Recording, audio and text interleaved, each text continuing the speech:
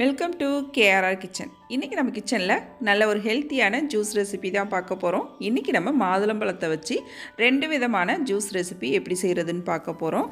இந்த ஜூஸ் பார்த்திங்கன்னா டேஸ்ட்டு ரொம்பவுமே அருமையாக இருக்குங்க. எப்படி செய்கிறதுன்னு நம்ம வீடியோக்குள்ளே போய் பார்ப்போம். அதுக்கு முன்னாடி நம்ம சேனலை இப்போ தான் ஃபஸ்ட் டைம் பார்க்குறீங்கன்னா சப்ஸ்கிரைப் பண்ணி வச்சுக்கோங்க.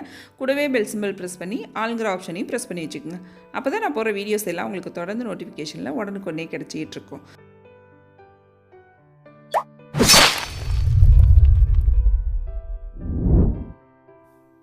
இன்றைக்கி மாதுளம்பழம் ஜூஸ் செய்யறதுக்கு மாதுளம்பழம் எடுத்து வச்சுருக்கேன். மாதுளம்பழம் உதுக்கிறதுக்கு பார்த்திங்கன்னா மாதுளம்பழத்தை இது போல் 2ஆக கட் பண்ணி எடுத்துக்குங்க.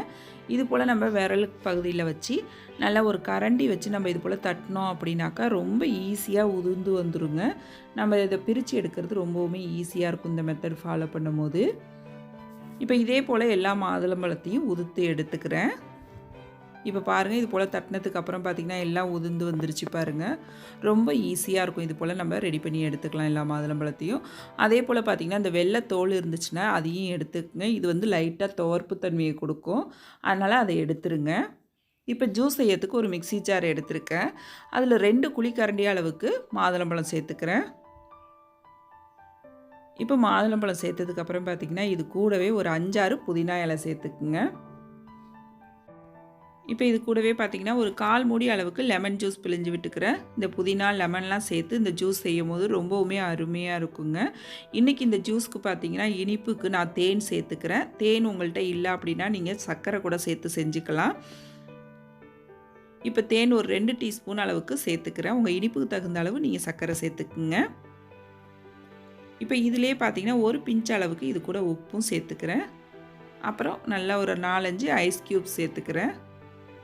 ஃபஸ்ட்டு வந்து தண்ணி சேர்த்து அரைக்காதீங்க. ஃபஸ்ட்டு ஒரு தடவை நல்லா அரைச்சிருங்க.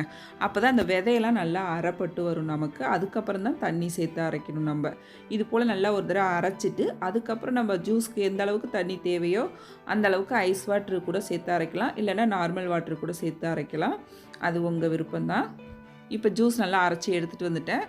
அதை இது போல் ஒரு ஃபில்ட்ரு வச்சு வடிகட்டி எடுத்துக்குவோம். நம்ம நல்லா இது போல் ஒரு ஸ்பூன் வச்சு நல்லா வடிகட்டி எடுத்துக்குங்க. விதையும் பாருங்கள் நல்லா அரைப்பட்டு வந்திருக்கு பாருங்கள். அதுக்கு தான் அரைச்சிட்டு அதுக்கப்புறம் நம்ம தண்ணி ஊற்றி அரைச்சி எடுத்துக்கணும். இப்போ இது நமக்கு தேவைப்படாது, இதை எடுத்து வச்சிடலாம். இப்போ ஜூஸ் ரொம்ப அருமையாக ரெடி ஆகிடுச்சிங்க. டேஸ்ட்டும் ரொம்பவுமே சூப்பராக இருக்கும் இது. இப்போ அடுத்து இன்னொரு முறை எப்படி செய்கிறதுன்னு பார்ப்போம். அதுக்கும் திரும்பவும் ஒரு மிக்ஸி ஜார் எடுத்துக்குங்க. அதிலே 2 குழிக்கரண்டி அளவுக்கு மாதுளம்பழம் எடுத்துக்குங்க.